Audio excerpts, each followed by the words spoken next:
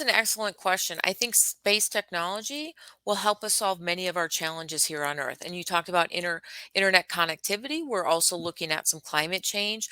We can Mhm. use space technology to help farmers increase their agricultural yields. There's a great program out of NASA called Harvest, and it's Mhm. administered through the University of Maryland by Dr. Catherine Nakalibi, who is from Africa, and Mhm. administers this program to help farmers in Africa use and harness space technology to increase crop yields. And Mm. so there are programs out there through NASA and other organizations to help individuals in Africa, whether it's agriculture, using Earth observation data to manage water resources or animal husbandry. As you said, satellite technology. So, just like Space Foundation, there's only so many things we can do alone. Right. There's an African proverb, and I'm sure you're familiar. If you Okay. want to go fast, go alone. But if you want to go far, go together. Go together. Yeah. And so Space Foundation is one partner in many that can help Africa achieve its independence. And what I mean by that is I talk to the people from the African Union, like Dr. Tidi and Otara, and they say, it's about Africans leading Africans. So it's not Mm. about someone here in the United States like myself or Space Foundation.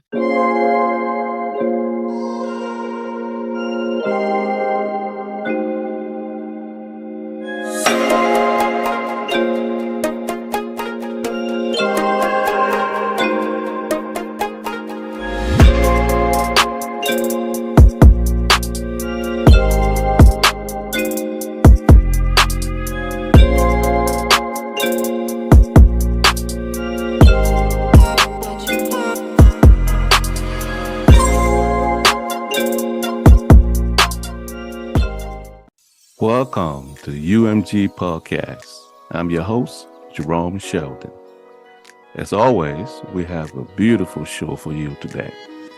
Now, if you're new to this channel, we ask you to please like and subscribe in the link below.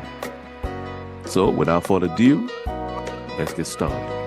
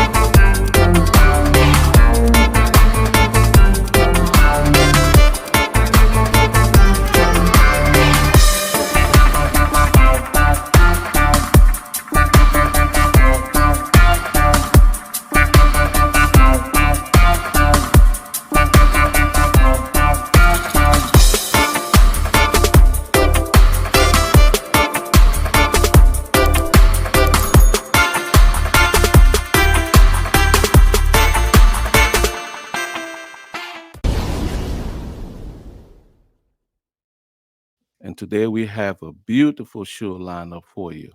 We have a very special guest, and you'll see the reason why. She's the Chief Operating Officer for Space Foundation, and she's advocating for space technology innovation, entrepreneurship, diversity, and inclusion. She has collaborated with organizations around the world to connect commercial, government, and educational sectors. She has published many articles in consumers, technology, and space related journals to include Space News and Forbes Technology Council. As a leading role model for women in space, she was selected as the top 100 of the future in emerging in 2023 by Women of the Future and 2022 Chief in Tech Award by Women Tech Network, and also Lifetime Achievement Award by the World Women Organization. And to include more, Top 100 Leaders Award, the most influential woman in the leadership 2022 by March 8th magazine. She plays an active leadership role with various international organizations such as Space for Women Monitoring Program, and affiliated of the United Nations Office of Outer Space Affairs. Also, Women Tech Network, Islamic World Educational, Scientific, and Cultural Organization, and also the World Business Angel Investment Forum, the G100 Global Chair for Space Technology and Aviation, Global Policy Insights.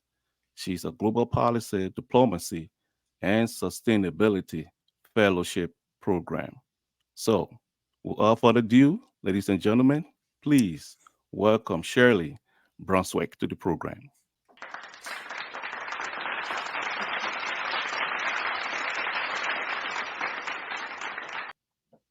Well, thank you so much. It's such an honor to join you today. And we're both WBAF members. And so it's such a pleasure to always join a fellow WBAF, which is the World Business Angels Investment Forum.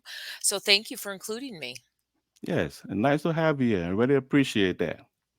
So, where are you right now? Right now, I'm in the beautiful Rocky Mountains of Colorado Springs, Colorado, in the United States. Wow. How's the weather up there? Is it hot? It's not too bad, but it's warm. But it's summer, and you just plan for it. So I'm dressed in my summer best here, and I hope that you enjoy the springy color of coral and orange as we leap into the beautiful month of July here. Yes, actually. Okay. Well, we're going to try to get to know a little bit about you. So, for our audience, in most cases, we try to do a little background about our guests so they can kind of feel who you are, just to know where you came from, your journey, so to speak. So, as you mentioned, Colorado, but where were you born? Well, excellent question. I was born in Florida. My dad was in the military, so I was born at Homestead Air Force Base in Florida, and then grew up in Wisconsin. And actually, my journey has three main chapters. I enlisted right out of high school in the U.S. Air Force because at the time I didn't know what I wanted to do. I didn't have college money, and I wanted to see the world. And the Air Force was an amazing way to do that. So I became an enlisted airman, and I was a Mm. personnel HR specialist. I eventually became an officer in the Air Force, which became my second part of my journey. And then that third part is where I am today at Space Foundation. Oh, wow. Yes, and we'll get to that too because there's very few women in that space, so to speak. So, siblings, how many do you have, if you have any? Really, no siblings. I have some half brothers, so they're Okay, amazing. And my mom and dad are fantastic. And then my husband has a son, so we have a fantastic family. And he has a whole bunch of siblings. So, there you go. so we have a extended family, as they call it. Right. Oh, okay. So let me go back to high school. How was Shirley like in high school? Studio? We say troublemaker? Well, I don't think I was a troublemaker. I was what I Okay. am today. I'm a joiner, as you could Okay. tell from that intro you gave. I like to Right. be part of organizations, and I was just like that in high school. I like to be part of sports, the drama club, debate team, acting. So I was always out there joining activities, and I think that's been a wonderful part of my career journey. And I share that with others that you should be out there joining things, trying different things until Hmm. you find what really resonates with you and you find your real passion. Right. Absolutely. So how was it like growing up in Florida? Well, I didn't grow up in Florida very long. My mom moved back to Wisconsin where my grandparents live. So I grew Hmm. up in Wisconsin. And so I lived in Eau Claire, Wisconsin, which is an amazing place to live, grow up. I still have lots of family and friends there. I was just there in May of this year, and it was wonderful going home to see everybody, see my fourth grade teacher. Oh, She gave wow. me a really good book to read. So even no matter how old you are, those teachers are still there to help mentor you and help you develop. Yes.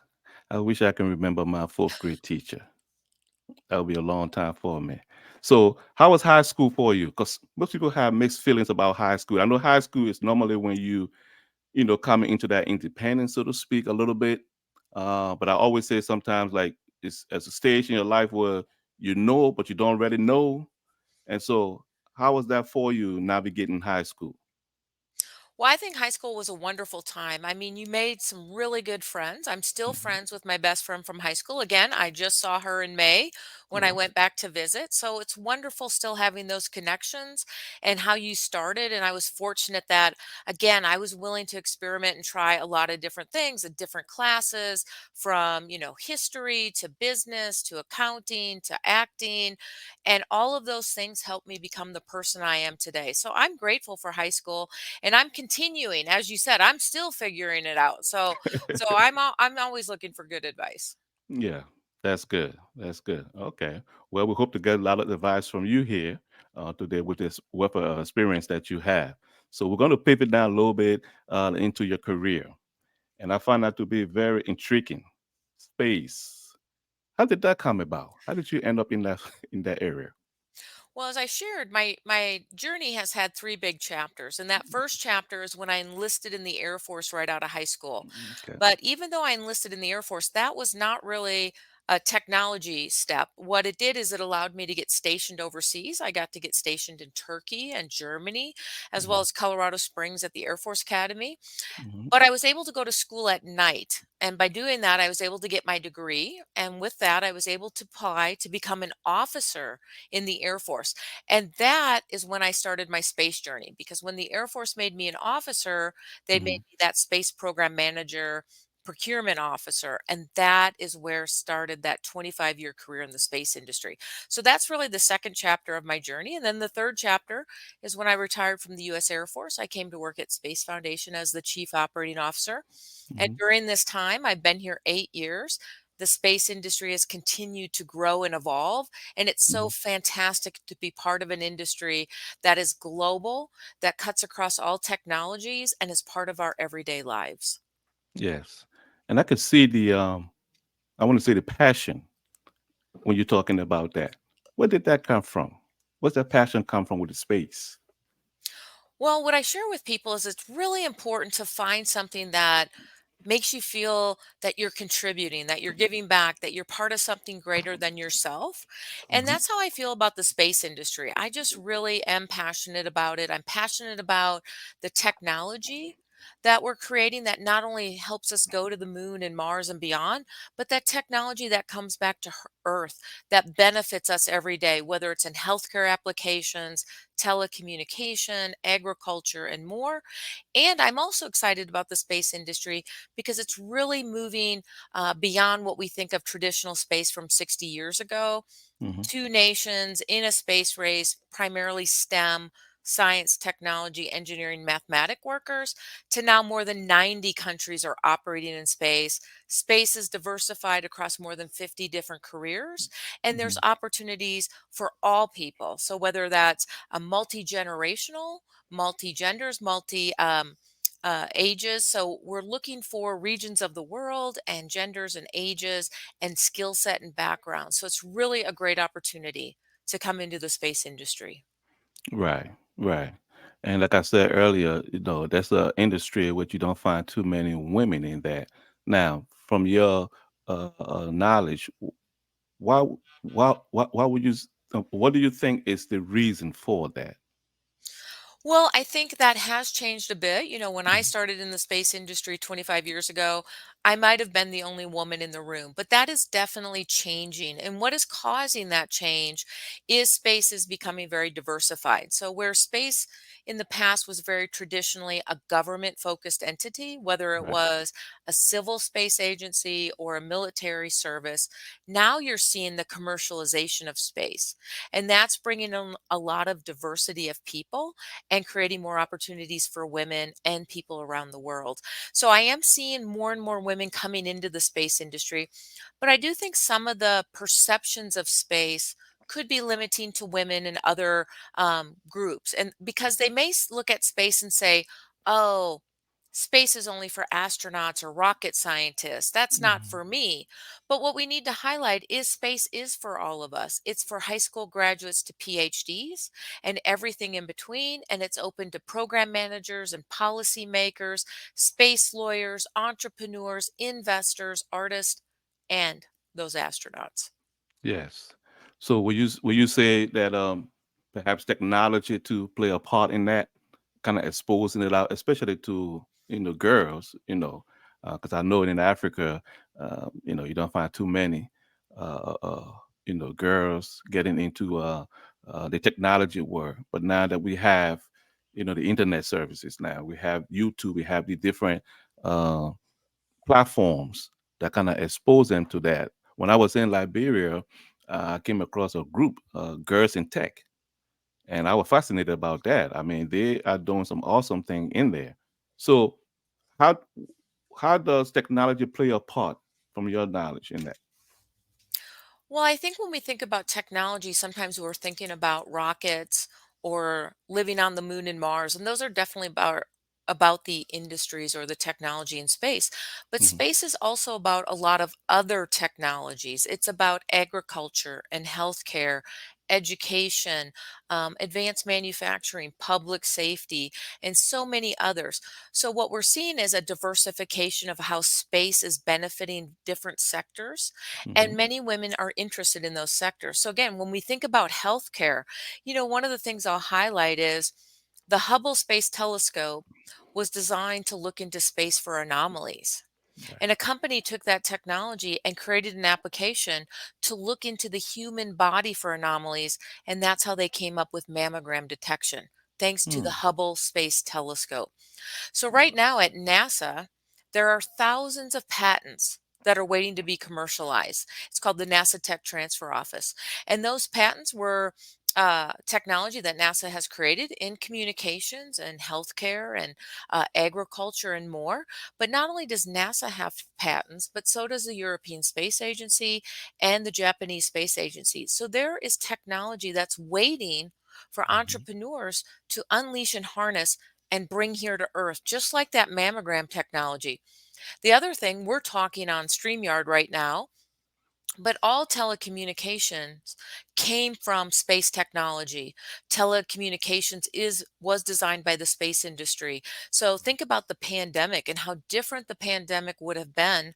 Mm. And I'm talking about the COVID pandemic, not the Right. pandemic of 1918, Right. when we did not have telecommunications. But think about Zoom and all the abilities that, because Mm. of telecommunications, thanks to the space industry, that helped us change the paradigm of the economy and allowed for telework, telecommunications, and amazing programs like this that can be broadcast around the world. Yes, absolutely. Yep. And so, Space Foundation. That's your, like you mentioned earlier.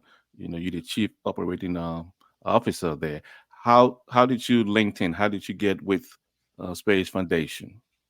Take us through Well, that journey. absolutely. So, I shared that's the third part of my journey. So, when I was transitioning out of the Air Force, Hmm. this is some good networking for you. I networked with everyone and let them know I'm going to retire from the Air Force and I'm looking for a new opportunity. Please keep me in mind. Will you look at my resume? And one day somebody sent me the job announcement for Space Foundation. I don't know if I would have ever found it another way.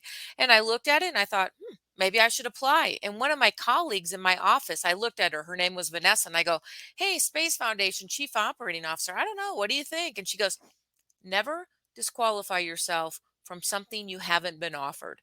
And with Mm. that sage advice, I applied for this position. And here I am 8.5 years later. So, some good lessons learned is never disqualify yourself from something you haven't been offered, Hmm. and find those networks, build those relationships, share your journey with those people who can help you get to where you want to be next in your career. Yes. Oh, okay. Thank you. Appreciate those advice. And Absolutely. yeah. And so, Space Foundation. What is that all about? This is the organization. Absolutely. Well, it is an organization. So, Space Foundation is a U.S. nonprofit, and we Hmm. do business internationally. So, we have three main divisions. We have our Symposium 365, we have our Center for Innovation and Education, and we have Global Alliance. Now, our Symposium 365 is where we put on the premier global space event. So, once a year in Colorado Springs, we bring together the global space community. 14,000 people from around the world, military, commercial, civil, and international space, come to Colorado Springs to talk about the future of the space industry. Mm, That second division, our Center for Innovation and Education, that's all about workforce development and mm, economic opportunity. And we have that in three main sections. We have a Discovery Center, which is mhm, a facility open here in Colorado Springs to the public. We also do formal education programs, kindergarten through 12th grade, through a leadership academy. We mhm, have teacher professional development. And then our third component is adult non accredited education. So, entrepreneurial facilitation, partnering with universities about Space 101. What is space? How could those students come into the space industry? And fortunately, on our Center for Innovation and Education, we mhm, partner with organizations around the world like the African Union Commission, mm, ISESCO, the Organization of American States, and many more. So it's all about breaking down barriers and helping provide the tools through education that help all citizens around the world come into the space industry. And then that third division is called Global Alliance. And that's how we build partnerships and collaborations and be mhm. seen as the beacon to the world for the space industry. Wow. So a lot of initiative as well too. And Absolutely. Keeps me busy. there you go. Because I remember every time I try to reach out to you, it's like I can tell you on the go from the from the response, and that's good. That's good. They're keeping you busy. Now, most of my audience, majority of my audience are from Africa, in the African continent, that may be watching the program. And so, how does this? I want to say, how does it help them in Africa? The Space Foundation specifically. Now, I know you mentioned that Yeah. yes, a collaboration, but what are some specific maybe project or things of that nature? So some of the projects we're looking at partnering with the African Union Commission on, or ISESCO, which is the Islamic World Educational, Scientific, and Cultural Organization. They're Mhm, headquartered in Morocco. So some of the things we're partnering with them on. So for ISESCO, we're actually partnering with them on bringing in a university level class that talks about what space is. What are the mhm, opportunities in space? And so that's one thing we're partnering with ISESCO on. And we'll be doing that two programs. We'll be doing one in the fall and one in the spring. And then mhm, with the African Union Commission, we hope to be signing our formal agreement in October. And again, we haven't signed it yet, but hopefully in October at the mhm, International Astronautical Congress taking place in Azerbaijan. And what we hope to do when we partner with the African Union is look at bringing our programs into Africa, especially the teacher professional development and potentially entrepreneurship facilitation for women. So, and we'll look at the African continent and look at mhm, breaking it into quadrants. And then mhm. can we bring people into those different sections and actually have those type of programs? So again, we're still in the early discussions for that, but that will be a wonderful opportunity. And there's also a lot of great resources out there, both through Space Foundation on our website, but a lot of other great websites. NASA has some great information. The Space Foundation is a good place to start, but there's also Mhm, groups like Women Tech Network, the United Nations Office of Outer Space Affairs has a mhm, wonderful website with initiatives you can look at joining, such as Space for Women, Space for Youth, Space for Water. So you could find something you're interested in that benefits you and your community, but is space related. mhm, And then there's also Space Generation Advisory Council. It's a global organization that helps bring young professionals, 35 and under, together to look at ways that they can bring space into their communities. So, in addition to Space Foundation, there's a lot of amazing resources out there. You can reach out to them virtually and you can mhm, start to create networks with people that are like minded, just like you, and creating mhm. opportunities in the space industry in your community. Yes, absolutely. And you know, when I think about technology and what technology can really do, um, and it's a challenge in in Africa. I can tell you specifically, Liberia, uh, internet service is a huge challenge there, and I always wonder why is it so much challenging, for because now we have it where you don't, for example, internet now, you don't have it just don't have to be fiber optic that you're running cable. Now you have like Starlinks, you have some of these other infrastructure that you can put down. And I'm trying to figure out why is there so many of those in Africa, because it is very much so needed there, so to speak, and and what it would really do to really expose these ones to, like you said, looking at a future in space, technology, and so forth. Well, that's an excellent question. I think space technology will help us solve many of our challenges here on Earth. And you talked about internet connectivity. We're also looking at some climate change. We can Hmm. use space technology to help farmers increase their agricultural yields. There's a great program out of NASA called Harvest, and it's Hmm. administered through the University of Maryland by Dr. Catherine Nakalibi, who is from Africa and Hmm. administers this program to help farmers in Africa use and harness space technology to increase crop yields. And Hmm. so there are programs out there through NASA and other organizations to help individuals in Africa, whether it's agriculture, using Earth observation data to manage water resources or animal husbandry. As you said, satellite technology. So just like Space Foundation, there's only so many things we can do alone. Right. There's an African proverb, and I'm sure you're familiar. If you Okay. want to go fast, go alone. But if you want to go far, go together. Go together. Yeah. And so Space Foundation is one partner in many that can help Africa achieve its independence. And what I mean by that is I talk to the people from the African Union, like Dr. Tidiane Otara, and they say, it's about Africans leading Africans. So it's not Hmm. about someone here in the United States like myself or Space Foundation Right. recommending what we should do. What we want to do is partner with the African Union, with ISESCO, and other nonprofit organizations so that Africans have the opportunity to look at what the technology is and then determine what is Hmm. best for them and how best to implement it in their community. Because every part of the world is different. Every space industry is different. Every country will modernize with space technology different. The way the United States and China and Russia have created launch facilities and all these activities may not be how every country in Africa wants to create their space industry.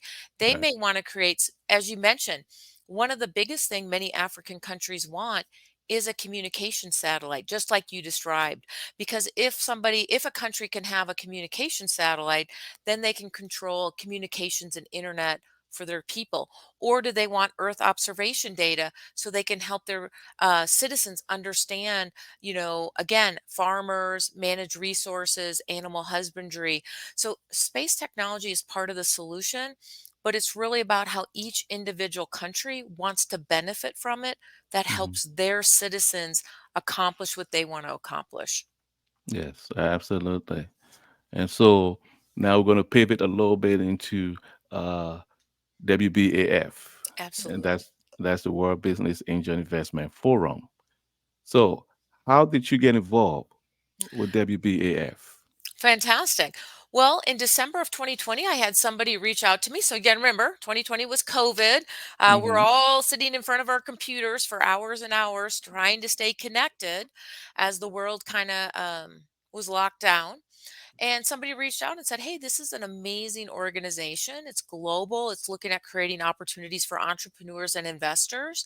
And, when we look at space, space is a wonderful opportunity for entrepreneurs and investors."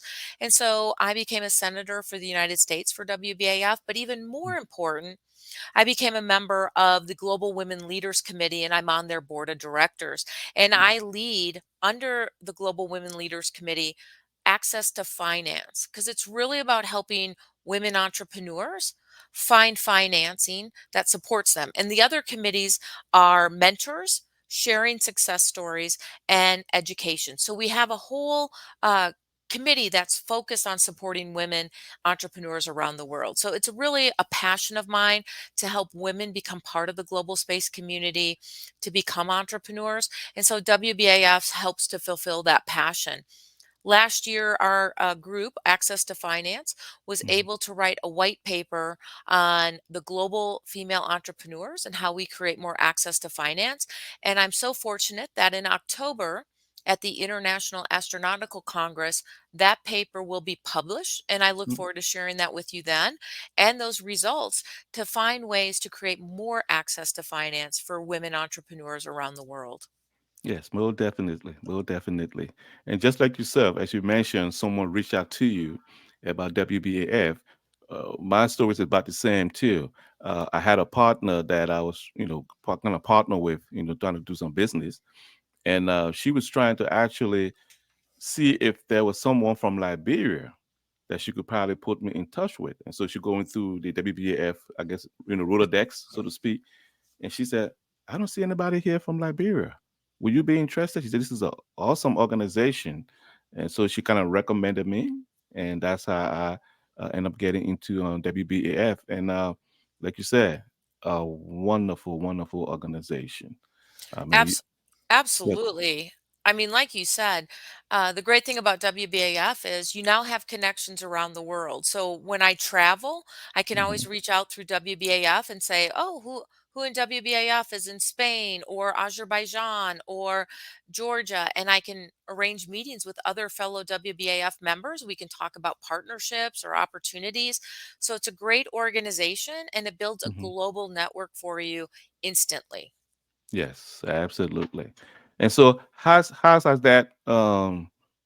What impact has it had on your career? WBAF, I think the Yeah. biggest impact it has is about how I'm able to support women entrepreneurs around the world. It's less about my career. This is my second career after the military. So I'm really at Mhm, a point in my career where I want to help give back. I want to help empower others. And so for me, being part of WBAF is about serving others to create more access points for female entrepreneurs. And one of the biggest takeaways I've learned from my experience with WBAF over the last 3 years is that we need more women investors. Because if we want more female entrepreneurs, the biggest challenge we're having is getting investments, which means we need to create more female investors who will understand how to invest in women owned companies, women owned problems and solutions. Because ultimately, an entrepreneur is there to mhm. solve a problem. They see a problem, they create a solution, and their solution to that problem is better than anyone else's.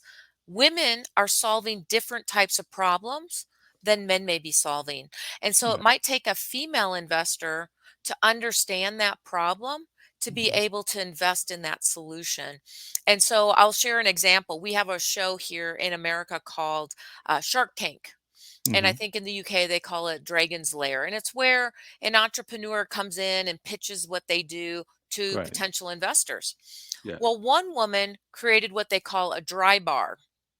And a dry bar is where a woman goes in and has her hair blown out and styled. It's very popular to go have your hair done. Mhm. Most of the investors were men. So they really didn't understand this type of service and the opportunity, the TAM, the total available marketplace that was Mhm. available for women who would want to go into an establishment and just have their hair done so that they could have it done and fixed for a meeting or an interview or something. And so it's really important to have investors that understand the demands in the market sector that relate to women. Yes, absolutely. And like you said, and of course, I too have watched Sharks. I'm looking forward to see perhaps more African, you know, coming in there to pitch because that's a whole different, you know, sector Absolutely. that you can be able to take advantage of as well too. So again, uh back to WBAF, I remember when I got in there, um everyone in there is welcome. As you mentioned, if you're traveling somewhere else, you just put a little text. I see sometimes a text message come up, I'm traveling to this place, and then you have 4 or 5 people responding, to probably try to connect with you, you know and so how has that been for you working with the leadership at WBAF? Well, I'm part of the Global Women Leaders Committee. So our leader for that is Lucy Chow, and she is absolutely fantastic. She's out of Dubai. She's an amazing entrepreneur and innovator. The other person I've worked a lot with is Dr. Ingrid, and she leads the Science, Technology, and Innovation Committee.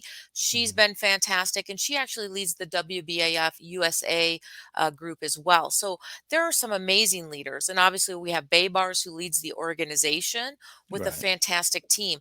So I highly point out that WBAF is an amazing organization with high quality individuals that come from a diversity of backgrounds. Like Dr. Ingrid is a medical doctor, but understands quantum and how quantum will help with healthcare. You know, Lucy Chow is again an investor and an entrepreneur.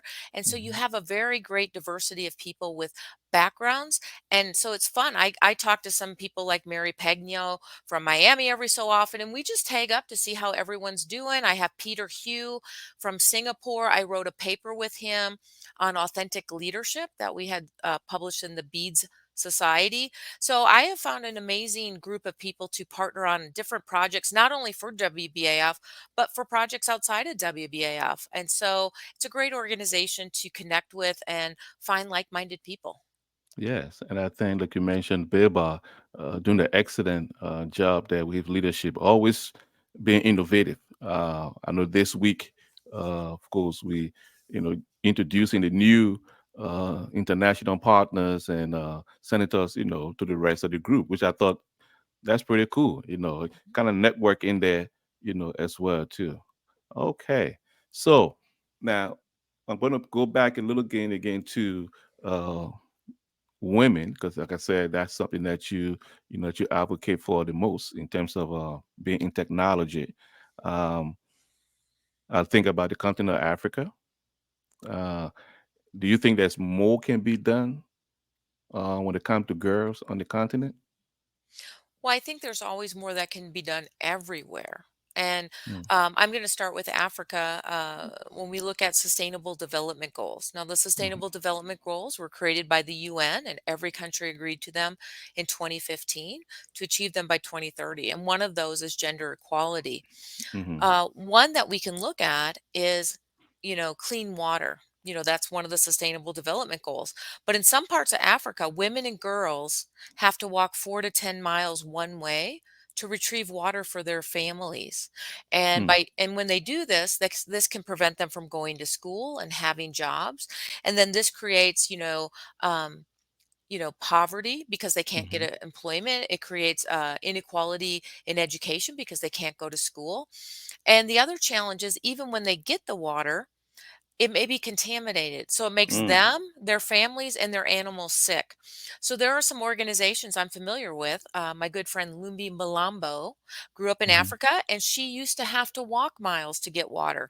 And through her nonprofit, she's creating an organization that drills for boreholes within 30 minutes of a village. Because when a mm, girl can walk 30 minutes to get water for their family and retrieve it from a well, a borehole, it's clean, they won't get sick, and if she's a girl, she's able to go to school, or a woman is able to get a job, and that can help to solve gender equality and poverty and equal education. So when we look at just that one sustainable development goal, clean water, it can help to solve so many of the other sustainable development goals. So again, it's not about just Space Foundation or Shelli doing mhm. all this. It's about how do we work together with other like-minded individuals, like my good friend Lumbi Malambo, who leads her nonprofit, again, to drill boreholes near villages so girls and women can go to school and get jobs. Yes, absolutely. Okay, so I'm going to make this a little personal for you. Okay. Okay, so can you provide some insight as to how you perhaps you overcame some challenges being a woman, and specifically in the science and technology field? Well, I don't think it's just a woman issue or science and technology, but one of the things I hear from women and men around the world Mhm, is imposter syndrome. mm, You know, um, not trying. And I think when I shared with you earlier my story of never disqualify yourself from something you haven't been offered is right. a form of imposter syndrome. And the reason I say it's not just a woman issue or my issue, because I interview people from around the world, Mhm, and I've heard this from men and women, this imposter syndrome. So I think what we really need to do is take a step back and say, why do we feel that? And how do we change that perception, not only in our mind, but in the mind of others? Are we becoming subject matter experts to validate that we are doing a great job, that we're not imposters and being representatives? So I think that's an important thing to do. And one of the great ways you can do that is by getting great mentors, because Hmm. mentors can help encourage you as well as being a mentor, getting a mentor, and then also, are you doing the academic research and leaning in, and then finding like minded individuals who are able to support what you're doing. So sometimes, if you're the only person doing space or science or something, it may be hard to find somebody else who really understands that and can support you. But by joining those organizations, like I shared, Space Generation Advisory Council, Women Tech Network, the United Nations Office of Outer Space Affairs, you can find individuals who can help to validate that you don't have imposter syndrome. What you are doing is the right thing, and just keep going. Yes, yes. Keep going, keep pushing. So, what do you think is the most misconception that people have when it comes to space? I think most people think that space is not for them. Mm, There's a perception that space is for other people or other nations. It's not for me, it's for those astronauts and rocket scientists. When in reality, space is for all of us. Space is for high school graduates to PhDs, it's mhm. for all industries, and it's for all citizens around the planet, whether they're harnessing space technology in their company or they're benefiting from space technology in their daily lives. Space is for all of us, and there's a place for you in the space industry. So I like to share space is Right. for all of us. All of us. Exactly. Yes. That is so true. Okay. So, like in my case, I don't know a whole lot about space. That's why I was kind of glad that you were, coming on to the program. As you can see, I'm asking all these questions about space. But when you think about it, it really intertwined into our lives. There's so many things that we are doing because of space that we now know, why things are the way they are and things like that. So, thank you so much for, enlightening me a little bit more about space. So let's go back again to WBAF. Okay. Um, it's a lot of programs that WBAF put together. What are some of the programs you think that a young entrepreneur can be able to benefit from? Well, WBAF has some wonderful education programs that provide certifications in education, um, how to be an investor, how to be an entrepreneur. So those are paid programs, but WBAF also has some free webinars. So I was fortunate to be part of a webinar for the Mhm. Global Women Leaders Committee in April, and probably be able to find it, where we talked about global transformational leadership. What does it take to be a leader today? Because no matter where you are in your journey, you're a leader, whether you're in the space industry or anything else. So being a leader transcends all things. And I look at today's world needs global transformational leaders, and those have three main skills. You're inspirational, you inspire others. You're authentic, you're able to connect with others and build trust and respect. And you have gratitude. You're grateful for your journey and you want to be a servant leader. So that's one of the things WBAF talked about in our April webinar for the Global Women Leaders Committee. Now, for Mhm. the WBAF USA group, we're going to do something about sustainability and entrepreneurship. And I'm going to hopefully do a webinar on sustainability and space technology. So I talked a little bit already about the sustainable development goals and how space technology is actually part of each and every one of those sustainable development goals. So I'm looking forward to this webinar opportunity to share more. I have another person who's going to do a webinar on, the gray society. And I'm not sure that's the accurate term, but it's a term for the whole economy that's 65 plus. There's this whole economy that's over 60 that's still buying products and services. And what are those products and services? And how do you Mhm. capitalize on that marketplace? So again, when I shared with you the needs of someone in Africa to someone who's over 65 to somebody in America, entrepreneurship is really tailored to those individual market segments. So, as an entrepreneur, really focus in on your market segment to be successful. And I'm going to piggyback that to WBAF is a great organization that helps you figure these things out about market segments, new market opportunities, finding networks, and then this great material, whether it's free webinars or paid educational programs. Yes, and that was great. That's what I was thinking about too. That these webinar at times to open up to the public. Some like you said, some are free, and of course they can really take advantage of. And WBF is very big too when it comes to education, because I know Billboard does a lot of collaboration with universities.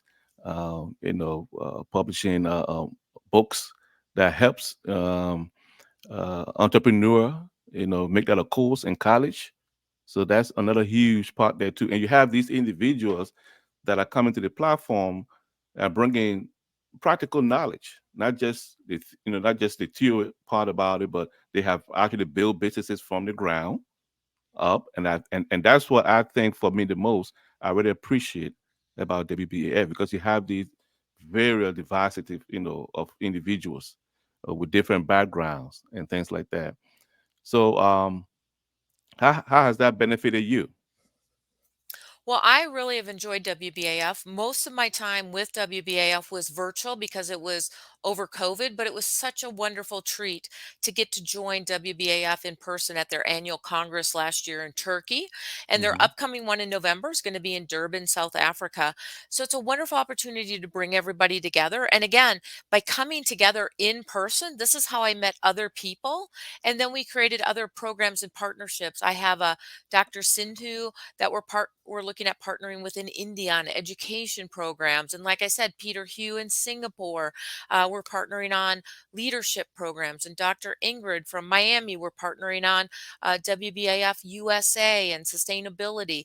So what I've learned from WBAF is there are a lot of amazing people with diverse backgrounds, but they're looking to partner with you so that we can bring more ideas forward, create more opportunities and synergy, and I think it's a wonderful organization with high quality and caliber people. Yes, absolutely, and I can vouch for that too.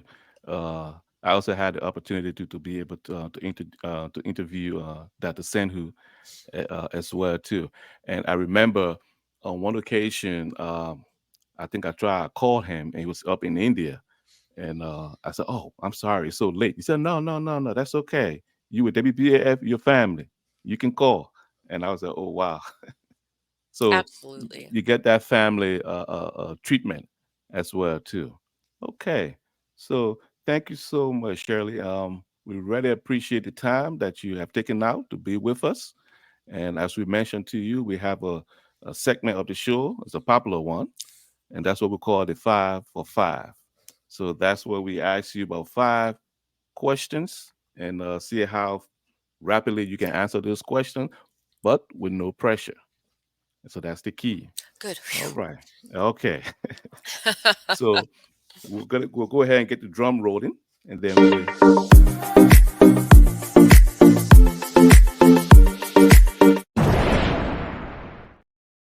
Okay, there we go. So the first question here is your favorite hobby. My favorite hobby is photography. I love going out and capturing photos of wildlife and nature.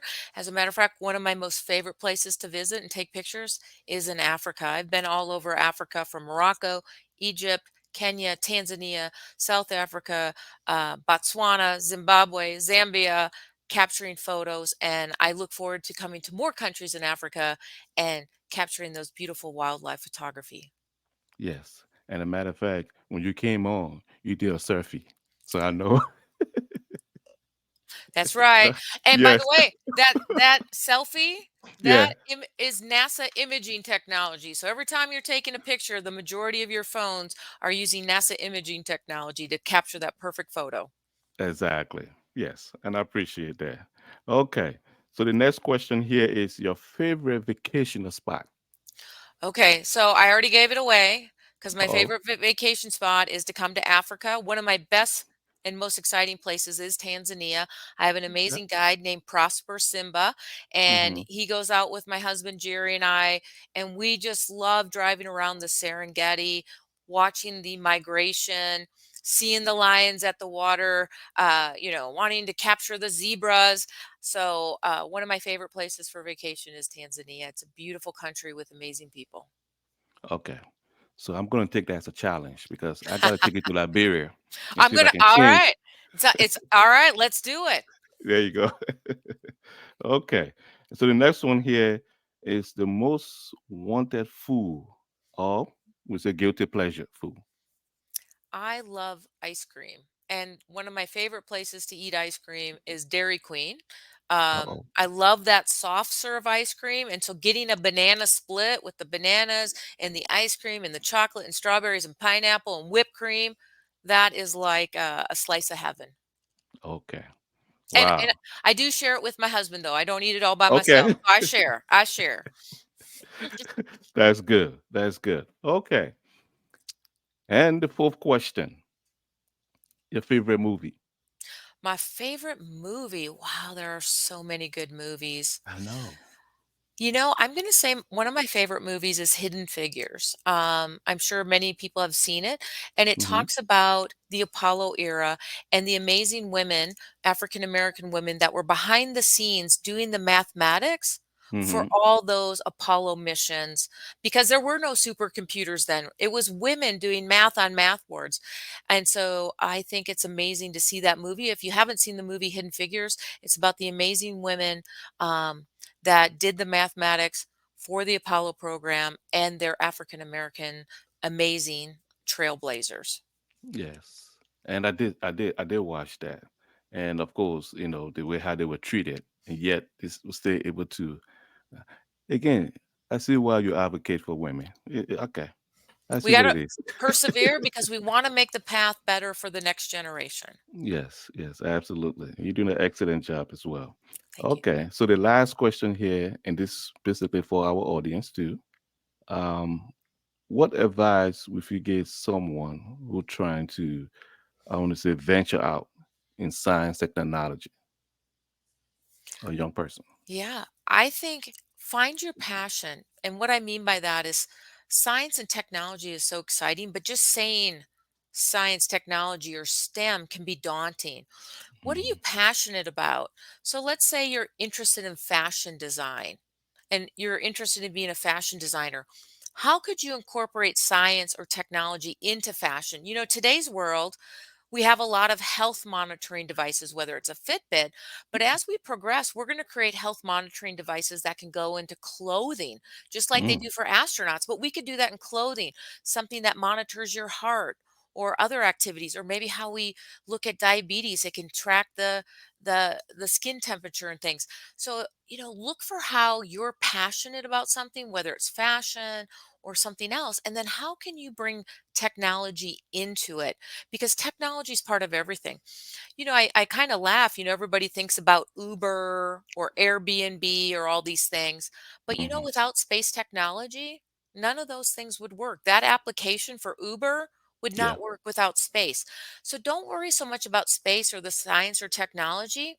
Think about what you're really passionate about and then how you can unlock the opportunities to take that idea to the next level using science and technology. Yes, absolutely. Well, Shirley, thank you so much for taking the time out to be with us and also sharing your journey as well too. So we want to wish you the best in all your endeavors that you are doing. And like I said personally, I think you're doing an excellent job. And it was a pleasure to have you on the show here with us today. So thank you so much for being here. Thank you. And it's a pleasure being a member of WBAF with you. I look forward to your challenge to coming to Liberia, and I look forward to seeing you and all your guests around the galaxy. Yes, thank you so much. Okay, so to our guests and I mean our listeners out there, thank you so much for joining us on this episode of the UMG podcast. And as always, we hope that you were able to take a little bit of bits and pieces from what you heard, and you can add that to your journey as well too. So as always, jump, but don't jump too high because you have class. See you in the next episode.